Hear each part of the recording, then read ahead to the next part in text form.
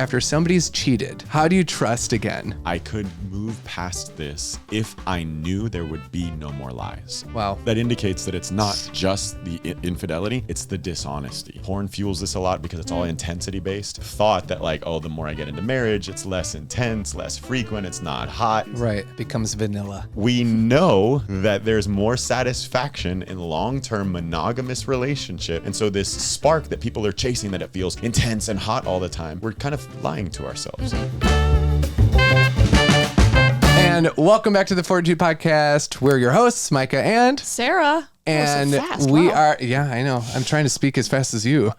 Fair. Yeah, and I'm still probably at 0.5. I feel bad for people that listen to our podcast because they probably go from like going to 2 point when like they're listening to me, and then they have to go back to like 0.5 to listen to you. And You don't have to go to 0.5. well, we do have we've different had some speeds. comments, but we are so excited because we have Justin and Amanda on for a second time. Back again. We go. We have made had it. a lot of people request for them to come back on because they were really impacted by our first podcast. You guys had such wisdom to say, and my mom said that she took pages of notes, and so Same. My parents were like, that was a whole session. Yeah. We took so many notes. It was- So that was I what mean- we heard from a lot of people.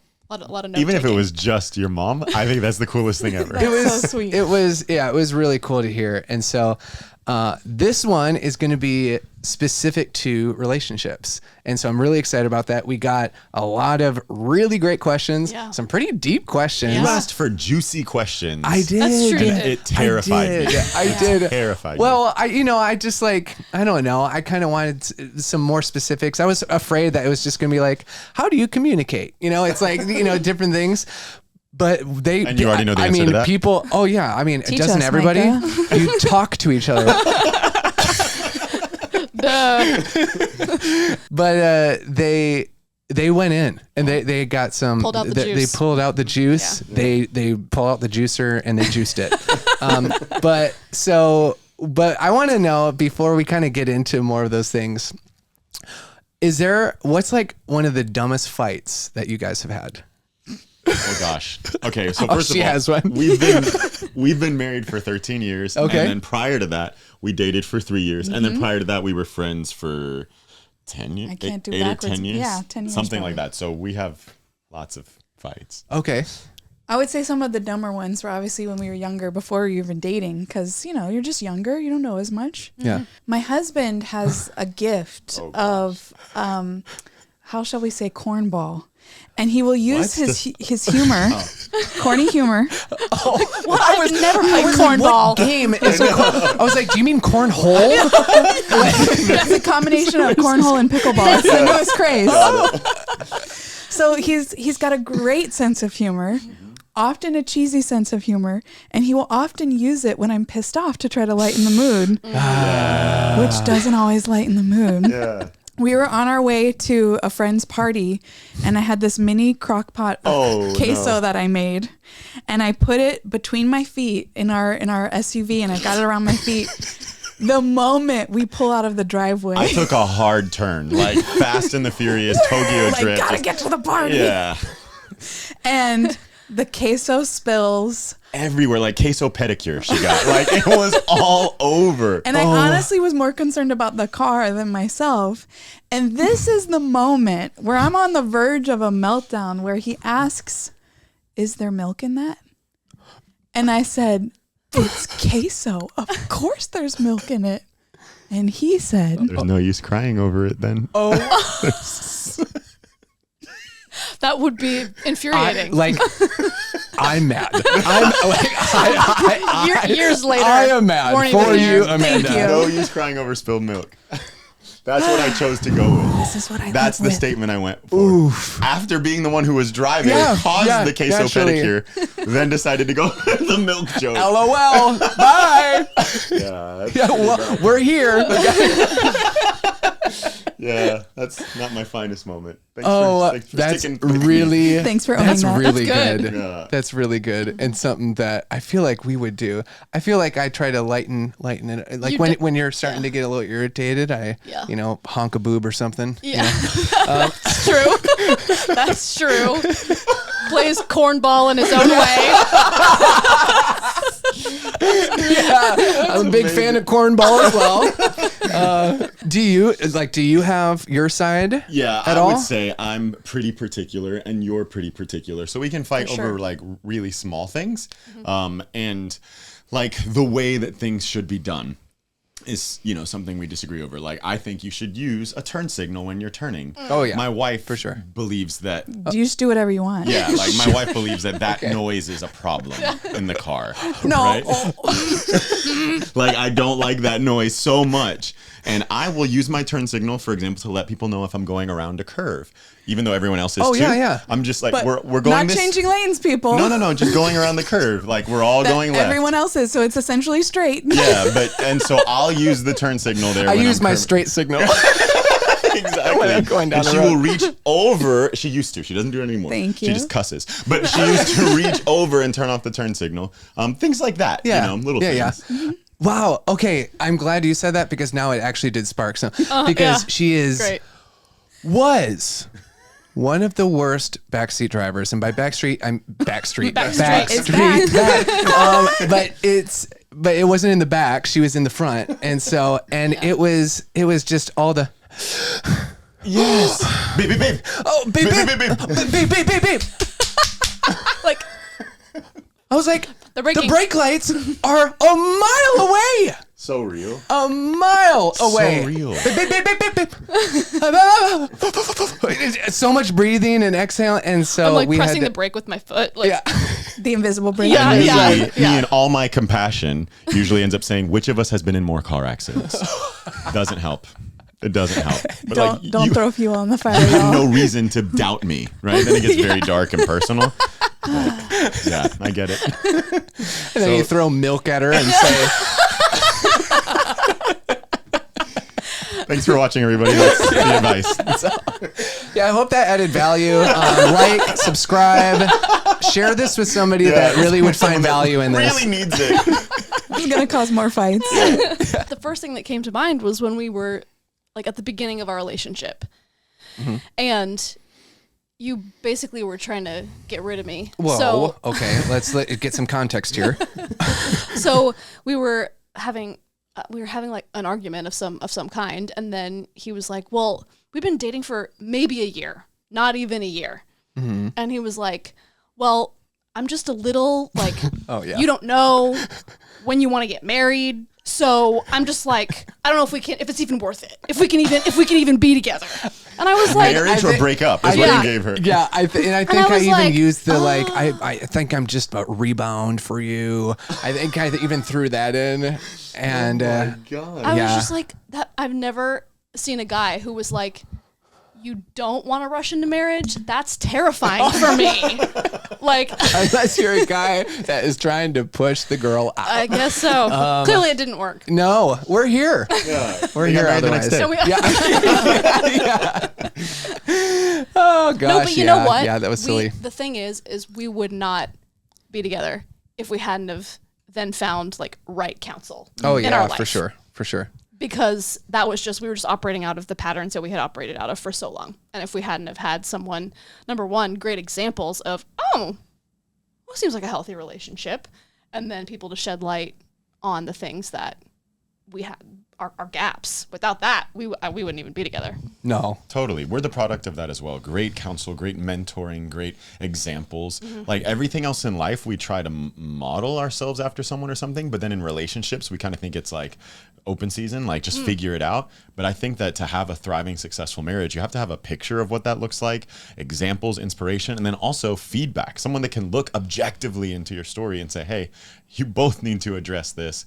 So yeah, we're the product of that as well. For the person that's listening to this, okay, that sounds great. How do I even start finding somebody like that is trustworthy, that's good, that's credible, that has good values? Like, how does somebody even start to explore that? Like finding the right examples. Finding the right examples. Maybe they don't have great examples in their life currently, or they don't have counselors, and they're just like, where do I even start to begin to look for that? Because there's everybody on the internet trying to be a coach or a life coach or something right now, and so Like, what would you suggest? What would you recommend? I think number one is like, obviously you can just go find anything anywhere, but you really want to make sure that you're looking not just at like what someone's saying, but what the fruit of their life looks like. Yes. Like you really want to focus on, do these people have the life and the qualities that I want? Right? Because someone can say something over and over, but if their life is demonstrating it. And so finding people whose marriage reflects the qualities that you're looking for can be a great way to start to find inspiration. And some of our greatest like influences are very, very close to us. Others are not so close to us, but we are inspired by them from afar. We observe how their life works. We might get to interact with them infrequently, but the moments that we do, we treat like a feast, right? So it's just like, I think there have to be multiple layers of that, but I would say pay attention to the fruit on the tree, and then that can inform like the way that you engage. I like to describe it as that you need different levels of marriage mentors. So it's exactly what he just said. We need some marriage mentors we might not ever meet in this life, but maybe they're very credible. They have the fruit on the tree. They've written some great marriage books. Or they do some great marriage podcasts, and you observe and you're gleaning from how they treat one another, how they speak to one another, the principles that they teach, the principles that they live. And then we need some marriage mentors that are a little bit closer, a little bit more accessible. We might not be able to call them in the middle of the night, but maybe we see them every week or every month at the community center or at church or something of that nature, where we can ask questions like, hey, have you ever been through this? Could you give me some advice, or could you pray with me, or how would you encourage me? Someone that we can actually have relationship with. And then as we start building those relationships, we can see who is really safe, who is available, who is consistent. And that's when we need to develop a closer relationship with a couple married longer than us, a little bit more experienced, not family, so they're unbiased. And those are the ones that we can call like when we're going through a really tough time of, hey, what do I do? Can you pour into me? And having those multiple layers gives you always opportunities to learn and grow. That's really Yeah, good. that's very good. Just because people have been married longer, it is kind of going back to checking the fruit on top of that, because maybe they've been married for a long time, but if they don't have the fruit, maybe they aren't the best, right? Would you It depends on what you're looking for, right? So like what you desire in your relationship, right? So if a couple is just in relationship looking for like, how do we build an empire together? How do we build a strong business? Well, there's couples who you can glean that from for sure because of how they operate. However, maybe the quality of their relationship or the way they raise their children doesn't reflect what you want for your family. Sure. And so you can take pieces of someone's story and use it as inspiration, and then pieces of other. Like, for example, when it comes to our parenthood, there's some very specific people who we look to the way that they navigate their parenthood, but that's what we draw from them. There's other couples that we glean from for other qualities. And so I think it's more realistic to operate that way rather than saying we want to be you, right? Because people are people, right? But you can learn a lot from them. And it also elevates people, because inevitably someone who's had a great marriage, someone's going to have an affair, or something's going to happen, some tragedy is going to happen. And if we kind of make someone a god, then we're setting ourselves up for a lot of disappointment, but recognizing I can learn from them. I don't need to be exactly like them. Should we dive into the juice? I guess we can dive into the juice. Are you guys ready? We'll see. All right, here comes Who asks the open OJ. questions to the internet and just says, hey, give us the, like who thinks, let me hop on Instagram and You're tell upset people, at me. ask that's the hardest questions. That's where we are. You came to our house with the hardest questions the internet has to offer. Thanks, You man. ate our nachos. Yeah, you ate our chips. And then asked us these juicy Oh my questions. gosh, those. Okay, so we're in their place, and they're so gracious. You have a lovely home, and they cooked us nachos, and the nachos were so good. They really were. They were so good. One of those meals where I was sad that I was full. Yes, Because I was like, because I'm like, don't I wanna shouldn't stop eating. keep eating. Yeah. Yeah, I've done that many a times. I've gotten better with my old age to like Your know, old age. you know, Such a sage. to like know when, okay, maybe your I tummy. need to like wait for it to like actually go down the esophagus before putting more in and see if it's going to be full after that. Because I have done that where I've eaten so fast, but then, and I'm done and it feels good, but then like 20 minutes later, the rest of it is still going. Yes. And then it gets very uncomfortable. I had to excuse myself. We were at one of our friends and we had Mediterranean. It was this big bowl. Nobody finished it. I did. Everybody Read the room, saved man. half of their bowl, and I'm just like, I was like, this is so good. Were you there? Okay, I'm like this. I this is actually no, familiar I to don't me. think you were. I don't think you were there. Okay. And I had to excuse myself and go to their guest room to lay down. Just needed a little nappy. Literally to lay down and wait for it to surpass. And be like, you guys carry on without me. I know you're having fun. I do have a little FOMO. But I'm going to be in here. This is medical. Yeah. This is medical. Yeah. I will be horizontal for the next 20 minutes, 25 minutes. So, What are some of the roots of codependency and how do you overcome them? Oof. Yeah. You go. This could be a very long answer. I'm sure. might be our last one. There's a lot there. Yeah, the roots of codependency are going to be different person to person, as most traumatic coping behaviors are. Codependency, by definition, is I am dependent on you in a way where I cannot support myself without you, or my emotions are predicated on your emotions. So if I'm having a good day and you get home and you're having a bad day, I can no longer have the permission to have a good day. I need to shut myself down. I need to not trigger you. I need to bend everything around you. And we lose our sense of self because our sense of self is interdependent, codependent with the other person. Well, I remember I used to joke about this a lot. I'd be like, we're not codependent. Are we? Right? Like, Exactly. I have to Yeah. check with do you you think? Yeah. before I can be sure about myself. And I mean, we were extremely codependent in our relationship, and especially in the first 5 years. It honestly almost cost us our relationship because I was I struggled so much to have my own emotional stability because I'd be so reactive to hers. So her temperament tends to go through some mental struggle.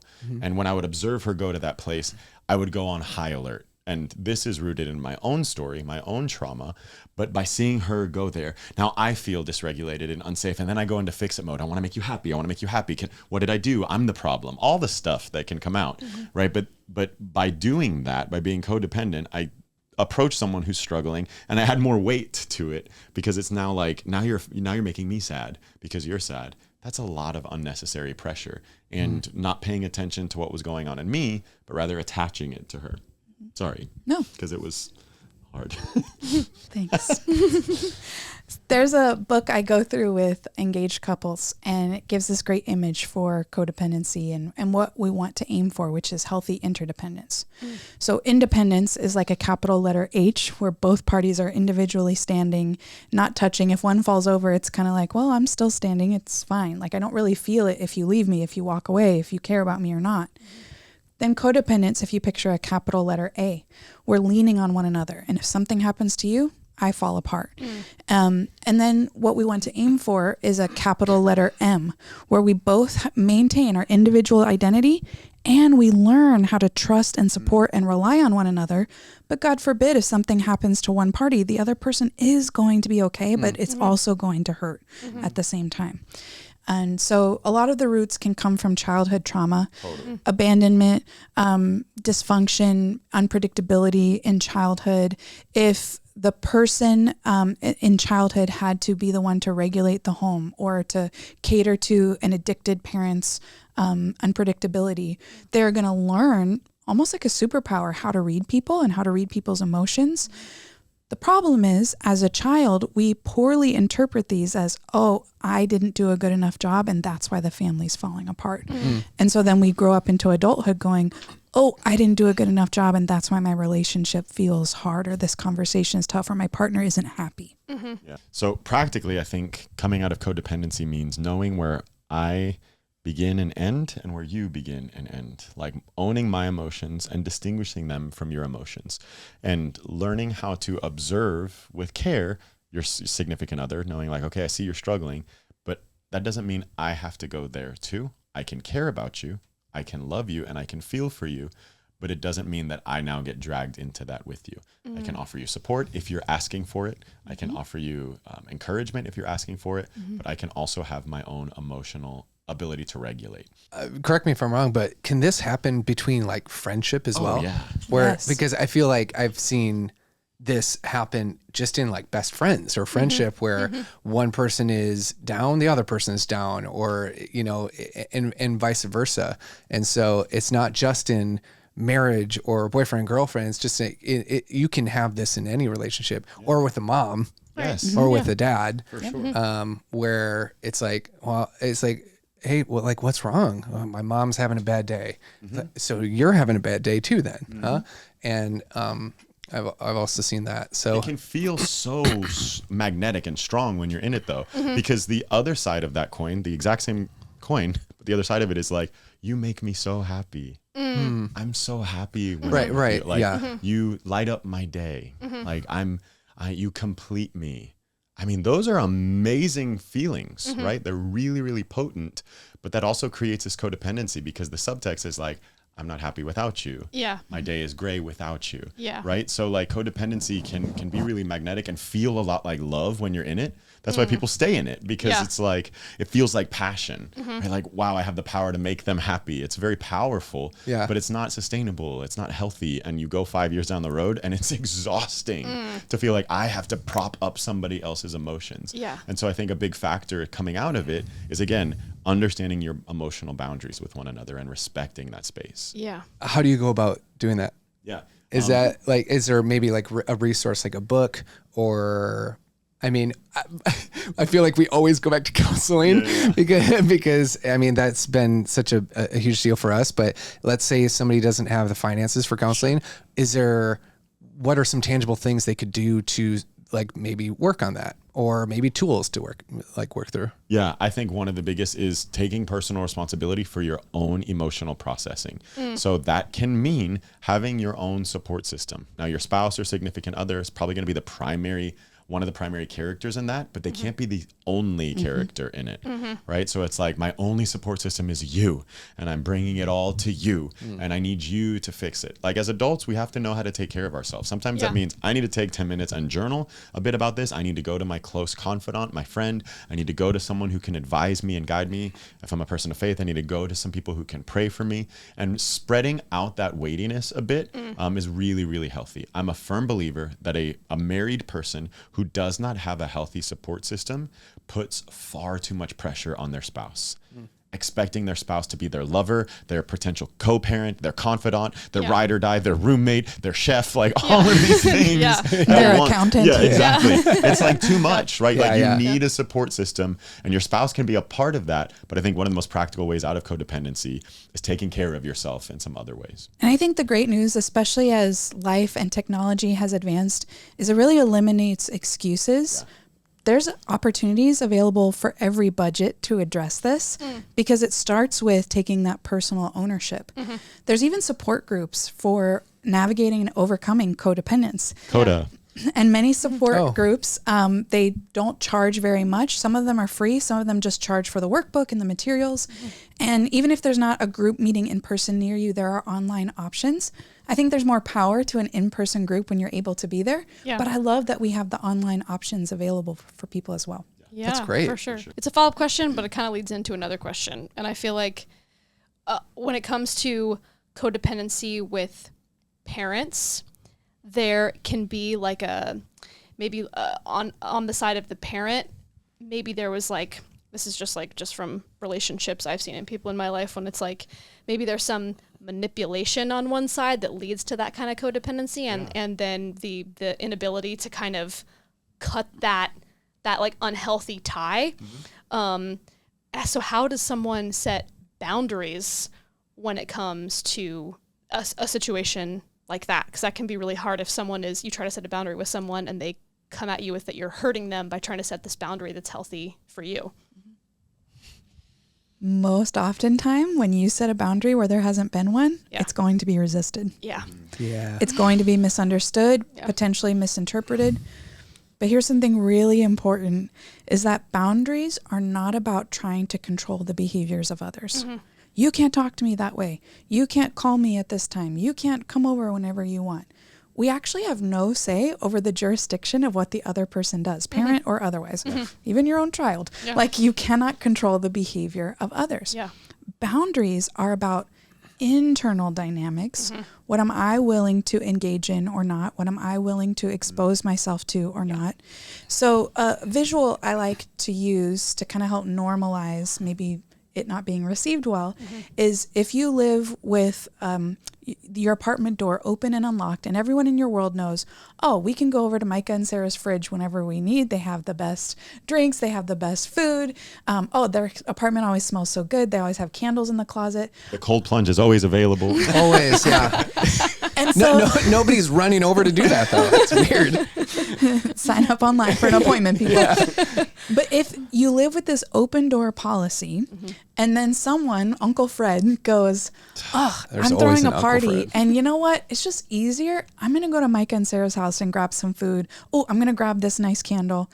And then you go, what's going on here? And the family just walks into the apartment. They're used to it because that's how it is. Yeah. If you start locking your apartment door, does that make you mean or unloving or uncaring? No. No. You're setting an appropriate boundary. And then Uncle Fred comes over, smacks his nose into the door because he's like not expecting He's the had door to be locked. One too many. Uncle Fred, it sounds like. But what is he going to say? Yeah. How dare you? come Yeah. Why would you do that? Yeah. What, you think you're better than me? You don't love your family anymore? Yeah. You're not going to be there for me anymore? Yeah. Yeah. And it's not about what they say. It is about you taking the appropriate action to be a good steward, to be protective, and to be responsible over what is yours to be responsible over. And so it might be misinterpreted or misunderstood by others. Can we do a better job of improving our communication and our tone and our timing with our family as we're setting boundaries with any loved one? Yes, that's on us. But we have to embrace that it can be a really challenging transition, especially because many families of origin don't operate in healthy boundaries. Yeah. This can be cultural dynamics. This also can be just the history of how mental health has been in the world. But yeah, it can be challenging. Yeah. Yeah. Wow. The specific question that someone asked was about how to set healthy boundaries with in-laws. I love that in one. particular. It sounds like you handled that with Uncle Fred. Yeah. Well, Lock that door. I'll actually add something because for Lock couples, the door and hide the Leinenkugels. That's so specific. He sounds like a Leinenkugel guy. Come on. It's Uncle Fred we're talking about here. so with couples, I actually think there is another component, especially with in-laws, because Micah's mom calling or dropping by is going to feel different to Micah than it's going to feel to Sarah. Right. Totally. Yep. And so as a couple, how do we set boundaries with our in-laws? Our number one recommendation is you two as a couple have to be in unity. Yeah. That it's not like, well, Mom, Sarah doesn't want you to blah, blah, blah. That's not unified. Yeah. But rather saying we have decided this, or we love spending time with you and we would like a little more time to prepare next time. Could you ask us a couple days in advance? Yeah. And having those conversations. Some people we don't have to explain every boundary to because they're internal, but with family, with recurring characters in our lives, we might have to have some conversations like that. That's really good. Yeah. That's really, really good. That is good. I think this is good because I think a lot of people will connect with this. What should a couple do to connect when they express and need love in very different ways from their partner? If they're very, because you guys are professionals in temperament as well, which, maybe we don't have to get into all that because not everybody knows what that is. But I feel like just for us, learning our temperaments have also helped with that too, because we're similar in a lot of ways, but then we also have. But a lot of the ways that we express love is very similar. Right. So I think it's a bless. It works. Oh, sorry. I thought you were giving me the I definitely thought it was an invitation. It has worked out well for us because we are both extremely affectionate. Yeah. And so it's like, I give that and want it, and he gives it and wants it. But that's just so how it lined up. So yeah. So but I'm countless relationships that are not like that. Right. Of course. It's like one that's super handsy-feely. And the other, what was that? What? Uncle Fred. Too many lining kugels over here. Inappropriate. Handsy fangly. Handsly fingling. Oh, well. So, there's one that's super affectionate and maybe expresses and needs it. And the other one's like, I think that learning about one another is key, because I'm a firm believer that marriage is this gift that teaches us how to love someone different from us. And I think a lot of times we have this fantasy that marriage will feel good to me, and also this expectation that marriage will feel good to me. And if we believe marriage is about making us happy, then it's easy to feel like it's failing. wow. Not happy anymore. She's not happy. For me, that was like the first 5 years. It was like, she's not happy, then we're failing. That's not the point. The point of marriage, I think, is to cause us to grow. I would say to make us holy. Yeah. But it causes us to be better. And so if I look at some of our biggest differences, I've now had to change my mindset that these are refining opportunities. The areas where we're the same, we don't really grow. We're just like, yeah you're awesome because you're like me. Yeah. Like Yeah, in that, right, it sure. doesn't right. really Yep. cause much growth. Yep. But Yep. learning like, wow, you're so different. You see the world differently. You encounter life differently. You respond differently. And I have to learn to love that difference, not just love my way. Because I think a lot of the conflicts in marriage are, you don't do it like me. Yeah. Right. And so learning about another person is key. And then learning how to love and accept it, not try to change it, to give permission. Like, hey, it's okay that you are that way, and I'm learning to love it. I think that's one of the primary ways. And this isn't always just affection based, right? Like something frequent that happens in our marriage. Did it happen today? I think yesterday. Something that happens You guys already know what it frequently. is. Yeah, is like the expression of support to one another. We navigate a lot of pressure in our life, a lot of stress in our life, and Amanda shows up so beautifully in the realm of practical support, help. And so I hear this question from her all the time. What do you need help with? What do you need help with? How can I help you? That question sounds like nails on a chalkboard to me, even though it's coming from the sweetest place ever. Yeah. To me, how can I help you feels like, looks like you don't got this. Yep, You know, totally. like it looks like you need help. Yeah. Right. And so to me, it flares up my independence. And my answer is usually, I don't need help. And in that tone, I don't need help. No, I don't need anything. I'm like, gosh, why do I even try? Do you think I know this is kind of generalizing here, and people will probably get upset, but do you think that's common in men? It can be. Like, because I feel like we're kind of the same way, where she wants to fix. Like, if I'm like in a slump, we talked about this in our last podcast. She came and she wants to just be like, what are you going through? What wants me to talk about it, and then I talk about it, and then she wants to like fix it. And sometimes I just want to just like air it out, and just be like, I just need somebody to listen to. Actually, right now, I'm not looking to get it fixed, because it's, to me, I'm like, it's not really a big deal. I know, like, in the moment, I'm just like having a moment, but it's not going to like ruin the rest of my week. Yeah. I'm just like I'm just having a moment right now, but I know it's just going to like pass. Yeah. And so I didn't feel like it was important to talk. And so I think I connect with you in that way, where it's hearing somebody say that it comes off as, oh, I'm like, I need help. Yeah. And I guess maybe would you say that's like an insecurity? Yeah, it can be. I think what you just described actually is probably atypical from the way that maybe typical gender stereotypes would operate. Sure. Yeah. But it has a lot to do with your very, very logical processing and your very emotional processing. Neither is smarter or less smart or better or worse. Yeah. But like, we've talked a lot about this, Yeah. about the ways that you process information. And so for you, being so emotionally driven and emotionally centered, solutions are like the end of emotional processing. And so for someone who starts Like, at solutions, ABC, here we go. Right. It almost feels like a disservice. good? Yeah. It feels like a disservice. It's like, well, wait, what about all the overture before we get to that? Yeah. Like all of the emotion that comes with it. Yeah. So I think we have to be careful with saying that there's certain norms, because people are so nuanced. Totally. Very. Completely. But for me, that offer of help doesn't feel like it meets a need. And I regularly say, you could probably quote the sentence that I say. What do I say whenever you ask for if I can help you? I don't need help. I need encouragement. Every time. That's what I say. I don't need help. I need encouragement. I'm going to write that one down. Yeah.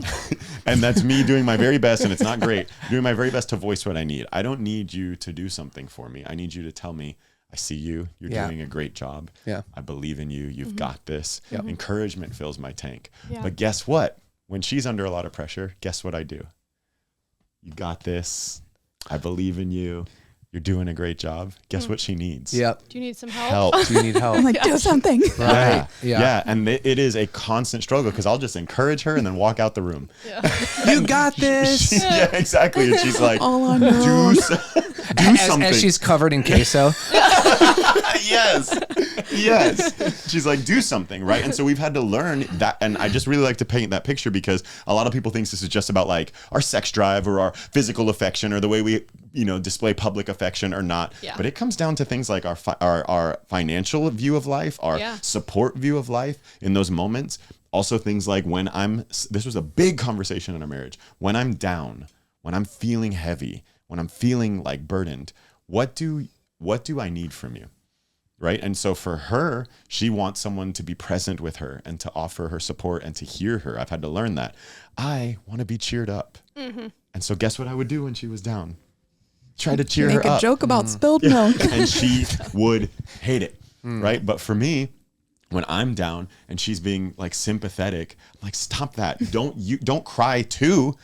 I don't even want to be crying. I want you to remind me of the good in our life. I want you to help pull me up and out, right? And so learning those nuances has honestly been a lot of work. So In a long time. good job. Yeah, I'm sure just because naturally you're just going to, your natural inclination is to give what you typically want and need, because she's a words of affirmation. I am not. And so she would give me, especially early on in our relationship, she would give me a lot of words of affirmation, and I'd be like, oh, thank you. Great. But I wouldn't reciprocate it because it wasn't that important to me. I didn't think it was that big of a deal. And so that's been something that has come up multiple times that I've had to work on, because she's just like, I need some more words of affirmation. Just tell me I'm pretty like once, and so that's something that I've had to be you really have to like become conscious of that when you learn your partner. That's one of the reasons I love the phrase, the 5 love languages, because we do speak our native language and want to hear it from other people. But in a relationship, you have to learn how to be bilingual or even trilingual, which is going to be clunky and awkward, which means your accent's going to be off. Like you might do something trying out to do an act of service that they didn't care about. Right. I did the laundry, but you actually shrunk all the laundry. But it's like I was trying to help. And they're all pink. Yeah, exactly. So it is a learning process of how to speak another language, which comes back to communication. Yeah. Sometimes we have not from our partner because we ask not. And it's like, if I need a hug, I have to be responsible to ask for the hug. If I need encouragement, I have to be responsible to ask for encouragement. So yes, we want our partner to be able to read our cues and know what we need, but it doesn't matter how much someone loves you or how long you've been together. They aren't a mind reader, and we have to use our voice to have a healthy relationship. Okay, this is a semi-fun one, but how do you keep the spark alive? So we've a lot of the questions were, we feel like roommates. We've been together for 5 years, 10 years, however long it is. And now it feels like we've gone into the roommate phase. How do we like freshen it up and like keep the spark alive? Because it's common, the honeymoon phase does not last forever. It eventually, so what are things that you can do? So I think one of the best things is remembering why you got together in the first place. There's a lot of different levels of intimacy we share with different relationships. And one of the most common ones that we share with everybody is recreational intimacy. So doing a shared activity that we both mutually enjoy. So think about being in a stadium of, 10,000 people. The Super Bowl recently happened, and like all these people are sharing this recreational intimacy, cheering for the same team, and when we fumble, and other sports words that I don't know. That was honestly, I mean, you had me. I thought you were there. Yeah. And in the dating world, that's the first type of intimacy we typically cultivate is, hey, let's go catch a movie. Hey, let's go out to dinner. Hey, do you want to talk and go play putt-putt or do this or do that? We're doing a shared activity, and it provides bonding opportunities, which then we can create intellectual intimacy and emotional intimacy. And oftentimes when we get in that roommate syndrome, and it can be for a variety of reasons, like maybe it's a hard season where we're going full-time with school or work or building a business or something of that nature, or we just had a kid and I'm sleepless and you're working and it looks like you're getting to go out and have all this fun. And like there can be dissonance in different seasons of relationship, but keeping the spark alive takes a little friction. Like you have to do something to ignite it, and going out on a date might not create the spark right away. But if you always do the same thing for date night, considering doing something you've never done before, it can be very bonding to laugh. I was going to say at each other, but I meant with each other. Both. Yeah. For sure. I think that as we progress in relationship, there is a change that happens. This used to be called proverbially the 7-year itch, but somewhere in the range of about 5 to 7 years, the hormonal level of the relationship changes. We really go out of maybe that high dopamine rush of like, I get around you. Infatuation. Yeah, like infatuation, right? Like my hands sweat, my stomach, I feel like there's butterflies there. Eventually your butterflies all die and you're just looking at the other person and you're like, brush your hair. They're like moths. Yeah, they're just moths. Eating away at your breathe heart. with your mouth closed, right? Just like all the or chew with your mouth closed. yes. Mouth tape. Yeah. It's like all the things that used to spark that rush of a feeling. Yeah. And if that's the spark that we're chasing, I think it's time to maybe discover that there's more to relationship than just infatuation. Because the rush of infatuation in the first few years of a relationship is powerful, but the deep bonding that can occur in the later years of a relationship statistically can provide more satisfaction than anyone who's in that like sweaty palm stage. And so we have to learn how to maybe pivot or appreciate that change. While you may be looking at a partner of 10 years and not feel the way you felt in high school, I wouldn't want to feel the way I felt in high school. There's a much deeper bond. We've been through tragedy. We've been through heartache. We've been through joy. We've been through victory. We've been through loss. And appreciating that bonding and learning how it can look in different seasons is part of the answer to this question. Because when you look at a couple who's in their 70s and they just have the joy of relationship together, they aren't looking at each other and just feeling like, oh, my hands are sweaty. It's like, no, you know me and I know you. Yep. And we've journeyed through life together. And so I think that appreciating the newness of seasons, talking about what I've learned with you, where I am today with you, sharing those deeper things can create a deeper bond than just the rush of when you first met. Wow. That's really good. It's almost like just like redefining what is spark in different seasons. And that makes a lot of sense. Well, Even in just our we've only been married for 3 years. married for 3 years, together for for like 8? 7 or 8. Yeah. I think 8 8. years. When was it? What was the time you said? Roughly 5 to 7 years. 5 to 7 years. Yeah. You made it. You passed it. But did you feel a change, a shift? I think because we've done so much before we got married, we did so much intentional work on our emotional and intellectual intimacy. I really feel like that just laid a great foundation for the understanding that a spark can look many, many different ways. Yes. And like when I say Where spark, it's not just sex. right, Yeah. right. When I say, honestly, I feel like when I say spark, what I mean is like a feeling of connection or a Yes. feeling of intimacy. And that can be from a conversation. You know, it's not necessarily it doesn't have to be from anything A date, out of the ordinary. playing a game. Yeah. You know, It's it doesn't companionship. just Yes, mean, exactly. but I do feel like when it's like, how do you keep the spark alive? People automatically thinking of how do we like get back to having sex again? Or like, how do we like have more of that? Which, you know, maybe there's some validity to like having a sexless marriage for, you know, a long time and not being happy with that. How do you carry on with a relationship after somebody's cheated? How do you trust again? And we're off. Yeah. Yeah. I mean, it's real. And I think that anytime we talk about betrayal in a relationship, and I'm assuming this question coming from someone who's experienced betrayal is trauma. Like, it is a very real kind of active pain, but it's not just active in the moment, but it shows up in a very patterned way moving forward.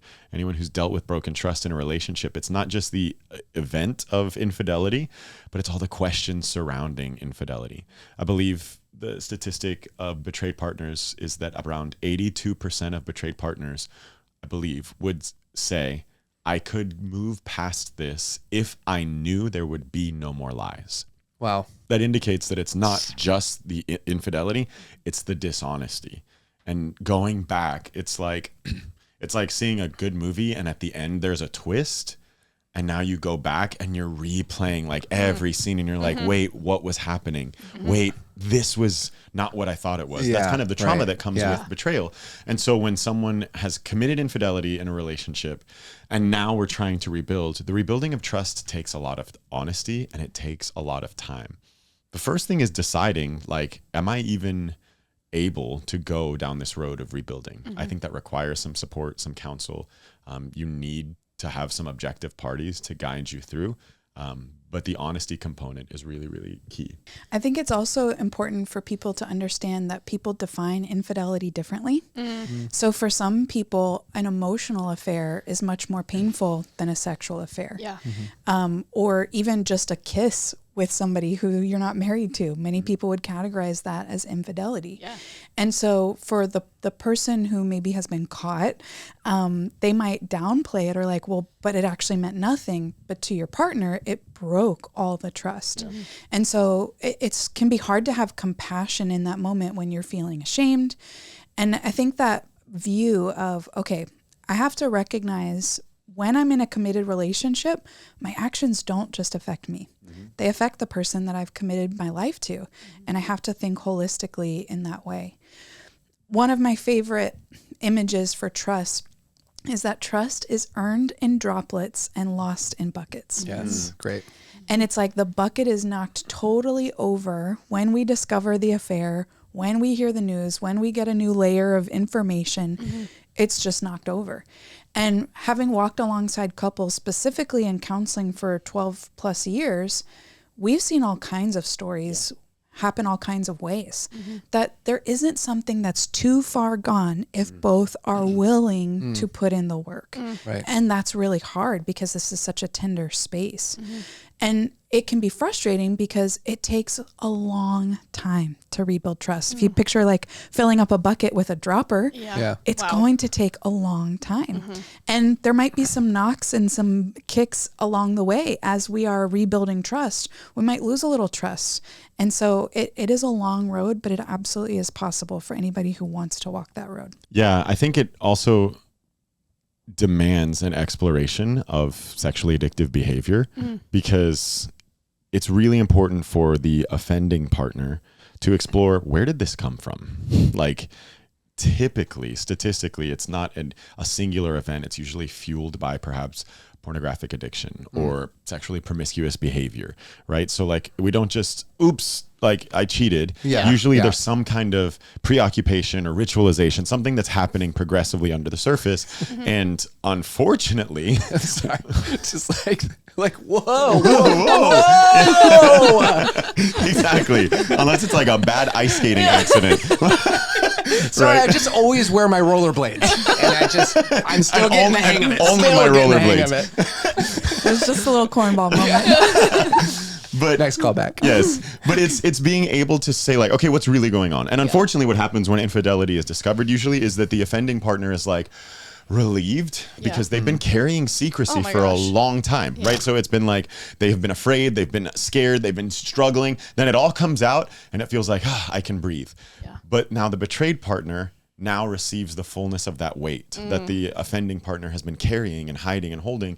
Now they get this weight. And what someone maybe has been holding for 10 years internally, now the other partner is day one, right? Of just like now having to process all of this. And so this is why I think time is really important. I think sometimes particularly believers feel like I have to forgive really quickly, but you can't forgive something until you have fully understood, like, because forgiveness, at least in a biblical sense, is releasing someone's debt. You can't forgive until you know to the penny what the debt is. It wouldn't even be true forgiveness, right? To be able to say like, I forgive you for what has happened and what has caused in me. I'm releasing you of that debt. That takes some time. It takes some external support. But I think it really requires an exploration of like the roots and history. And that can be processed by a good like certified sex addiction therapist, getting some good counsel and support to really know what went on here. It's important. Yeah. Do you think that the forgiveness and trust rebuilding journeys go hand in hand? So I feel like in the past I've known people who have been like, well, I feel like I need to forgive in order to rebuild trust, or or maybe vice versa. Do you think those things happen in conjunction, or maybe that's different for everyone? It's a great question. I think forgiveness is solely an internal process. Yeah. It is my choice after I assess everything, and I'm choosing to release the debt so that I can live freely and lightly. That's true. Rebuilding trust is a relational dynamic that requires mutual participation and mutual effort. And so we actually won't rebuild trust with everyone who has harmed us, because not everybody will be willing to participate in that process. Yeah, Sure. That's true. Back to the question though, it sounds like the heart of the question is like, how do we move on? And I'm guessing that this is coming from a place of wanting to, right? Yeah. Like Yeah. we want to move forward. We want to go Right. there. And there are some really great ways, like things that can be rebuild trust, like check-ins and boundaries can be extremely helpful, right? Because the betrayed partner will often experience triggers of like, they're in the same place or with the same people that maybe the previous infidelity happened, or, you know, maybe something. Even dates, Right. like, oh, on this day last year. Right. Or you're going to the office and this person is there, right? Those triggers are extremely painful, right? And so there may have to be some serious life adjustment to help safeguard the nature of the marriage. You might have to change careers. You might have to change jobs. You might have to have some kind of check-in in those areas that are difficult for the betrayed partner. And it's important that the partner who has been betrayed can start to feel safe again with this partner. And the offending partner has to contribute to that safety. It can't just be, I said, I'm sorry, get over it. Yeah. It's like, well, no, you are the one who caused this pain and trauma. You have to be just as active in the rebuilding of it. So for people who want to, boundaries, check-ins, getting some external support is key. And something that I think can go wrong is that the betrayed partner ends up having to like parent the offending partner of like, so what did you do? So what are you thinking? So was today a good day or a bad day? That needs to come from the offending partner, initiated by them, spoken up by them. You don't need to, the betrayed partner doesn't need to take on that role because it doesn't build trust. Yeah. It's better for the offending partner to say, hey, today was a good day, or today I struggled, but here's what I did. Here's how I sought support. Here's how I got help. Here's how I'm protecting my recovery. Like that needs to come from the offending partner, not be pulled out of them. Okay, this was real.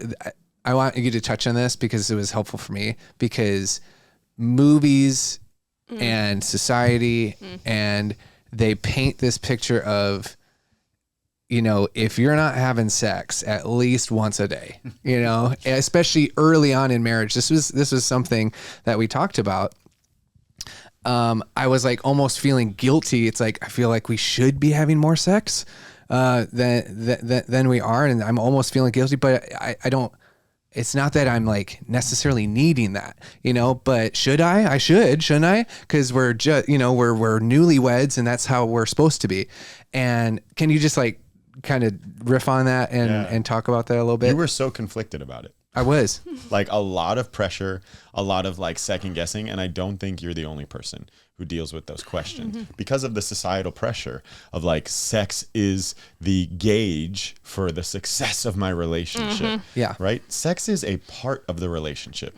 Granted, an important part of the relationship, but if we treat sex as this isolated component where it's like we need to be having this frequency of sex and this intensity of sex, and then the rest of our relationship has no intentionality to it, we're fooling ourselves. If we're going to try to have all this amazing sex but never have communication, we're fooling ourselves. And when sex becomes the compensation for or the overcompensation for deficits in other areas of the relationship, we are trying to make it more than it really is, right? Like your relationship needs to have emotional intimacy, spiritual intimacy, companionship. And then sex becomes the celebration of that, the kind of the fulfillment of all of that closeness. And I think a lot of people end up making sex like the make or break part of their relationship because it's the only intimacy that they have, sexual intimacy.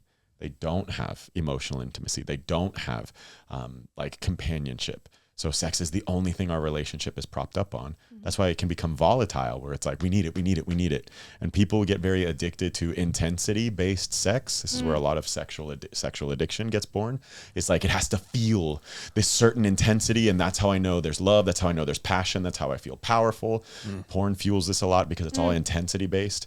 And there's like this, you know, this thought that like, oh, the more I get into marriage, it's less intense, less frequent, it's not hot, all these different things. Right. But becomes vanilla. we know that there's more satisfaction in long-term monogamous relationship. And so this spark that people are chasing, that it feels intense and hot all the time, we're kind of lying to ourselves, because the joy of someone fully knowing you, fully loving you, and also being sexually intimate with you, it's much deeper. Like much, much deeper. Right. And so when you see, you know, Phyllis and Michael in the store together, and you see like they've been together for 40 years, you got to know they've got some great things going on. Totally. And you're out here chasing someone in the club or swiping right, trying to find someone that you can find a spark with. That spark will be only a spark unless it's built into a flame over time. And so, yeah, I think that sex is vital, but it's one part of the relationship, and you have to approach each part of the relationship with just as much intentionality as sex. Transparently, like that's how our relationship started. I mean, we were just like two squirrels in a bag, just absolutely What? going I think that's animalistic. a metaphor for fighting. Oh, sorry. Oh yeah, you're right. You could have said you were going nuts. Oh God. No, don't you do that. No, we can't say that. But it started off like extremely physical, and it was very like passionate, hot or whatever. And so then all spark, no flame. But then when we decided, and ultimately I decided, I was like, okay, I want to like wait till marriage. Wow. It was, first off, we talked about this already, like on our other podcast episode, where that was hard for her initially, because it took a toll on her self-image of like, oh, not now another guy that doesn't want me, that doesn't desire me, that doesn't want to pursue me. But for me, it was like, I want to know what this relationship is without that, because that was kind of the center of our relationship. And honestly, it was the best decision that we made. And it was 4 years before we ended up getting married, and we did nothing. I mean, barely even pecked on the lips, because if you did more than that, it would lead. Squirrels. It would get squirrels in a bag. But it grew our emotional intimacy. Like we were like, this is kind of circling back to what you were talking about before, of how the spark doesn't mean that it's just physical. Right. It's like emotional intimacy that grows from that. And I think that's how we grew in that, so that the sex is great when it happens, but if that's not always there, that doesn't mean that we're second guessing our relationship and where we're at in our relationship. I think like 90%, if not higher, of our opportunities to see what sexual intimacy looks like are really poor examples. Because nothing that you can find in Hollywood, on Netflix, whatever, like it is not realistic in any sense of the word. And so if we are comparing ourselves of this is what it should be, that's a source of shame and setting ourselves up for failure, because it's just not realistic. In a matter of 4 seasons, somehow everyone has dated everybody and slept with everybody. And it's all okay. Yeah. Right. Comparison always causes us to lose. Even if we're at the grocery store checkout line and we pick up the magazine of like 50 new ways to owe, and we think, oh my gosh, I only knew 2 of these. What's wrong with me? Is something bad? But when we compare, we devalue what we do have. And as a couple, the most important thing is that you two are on the same page about what do we want? What aligns with our values, with our faith, with what feels safe and comfortable and fun and lovely for you, and vice versa. When we make it about us and doesn't really matter what anybody else thinks or what anybody else is doing, guess what? We are the ones who are going to be satisfied. But when we compare and start looking at, oh, so-and-so said we should do this, maybe we should try that, then we make ourselves inferior and plant those seeds of doubt. Yeah. beyond the sexual discussion, I think one of the most important things, this is going to be no shock, but every couple needs to critically consider how technology shows up in their marriage. Gosh, yeah. It is probably one of the quickest, most practical things we can do to bring that spark back is actually look at each other, actually talk to each other, because every minute that you spend laying next to each other scrolling on your phones, it distances the chance for those kind of chemical bonds, right? Like when we're in physical contact with each other, when we're talking together, when we're laughing together, it creates bonding. And that is how we move past just the hot stage of relationship into the profound stage of it. And I do believe technology is getting in the way of that. Laughing over a reel together, though fun, especially when it's your reels. Stop Laughing over a reel. You can go to Micah and Sarah on TikTok, Instagram, follow us. Right. Shameless plug. Laughing over it together, though it's fun, is not connecting with one another. Yeah. We have to put aside technology and learn how to actually communicate, to laugh, to bond. You're probably either going to end up falling asleep quicker or having sex quicker, but like removing technology and just being together is vital to long-term relational health. So I feel it needed to be said. I think we all know it, but we don't do it. Yep. But we all know we need to do it. We're guilty for sure. Absolutely. This is going to date us a little bit, but when we were in premarital counseling, I remember hearing the stat that couples who had a TV in their bedroom had less sex. So we were like, we're never going to have a TV in our room. And we didn't for 10 years? 10 years of our marriage. And, then we had a kid, but we didn't for a long time. And the reason I'm dating myself here is because when we got married, the iPhone was only 3 years old. Social media wasn't like apps weren't really a thing. It really was for texting and phone calls and a little bit of emailing. Yeah. And so as that has increased, it doesn't matter if you have a TV in your room or not, you have a distractor, right here. I mean, you have a TV, computer, everything. You have everything. I would suggest having a bedtime for your phone, right? When does my phone go to bed? Night. And now mom and dad can stay up. And that's a personal boundary. Yeah, for sure. Something you are committing. What am I exposing myself to or not? What am I committing to myself? Which then gives me the capacity to commit to my marriage. Yeah, for sure. It becomes very like navigating the boundaries of that when it comes to like it being a business for us has been such a learning curve in regards to like when do we shut that off? The bedtime is 1 a.m. Yeah, exactly. And that's so much time because the wake time is probably as soon as you wake up. Yes, it is. It is. But that's really good. We should definitely like just talk about like when that is and just do Everyone should do it. Everyone should. Even if you do it experimentently, 7 days, let's see what happens. Yeah. I guarantee you'll sleep more 100%. for sure, but you'll also probably laugh. Because ultimately it's like at some point it's like I'm not really accomplishing anything. I'm doom scrolling. It's I'm dopamine I'm addiction. dopamine. Yes, it totally is. That's exactly what it is. And we all know, we've heard it on so many other podcasts and biologists and all this. It's just like, this is the worst thing you can do right before bed. And I'm just like, absolutely. Blue light. As I'm watching a video, tell right. me that this is bad. Yep. Totally agree. Thanks Absolutely. for the info. Thanks for letting me know. Yep. Share. Wow, guys, this is packed out. This is really, really great. Thank you guys for coming on again and hosting us and feeding us. It was so great, and I'm sure at some point we'll probably do another one. Maybe we'll do a parenting one. That would be so fun. Oh yeah, that'd be good. What you're doing is so special, and it was so beautiful for us to see some of the comments and responses last time, because there's a lot of things you can go watch, but the community that you're building, they're not just watching, they're participating, they're receiving, they're sharing, and that's really special. So we're here for it any and every time. Yeah. Thank you. Well, we appreciate you guys, and we're super grateful for everybody that has commented, left a comment. We read them. Leave a comment on this, leave a question. Maybe it'll be asked in further, in future podcasts, and subscribe. It really does help us out. It helps the algorithm. It pushes us out. The reason why we started this is to just help the people that are feeling lonely or feeling like they're the only ones going through what they're going through. Exactly. You're not. If you're going through something, you're not alone. And so we like to end all of our podcasts by saying goodbye.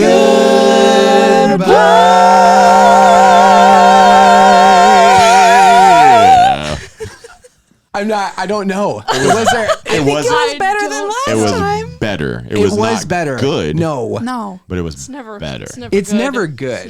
But it was Especially better. times 4. And you know what? As long as we keep getting better, that's all. Come on, marriage. Matters. Let's go. Come on. It wasn't good, but it's better. There it Don't is. get bitter. They just Get get better. better. Squirrels in a bag, Uncle Fred.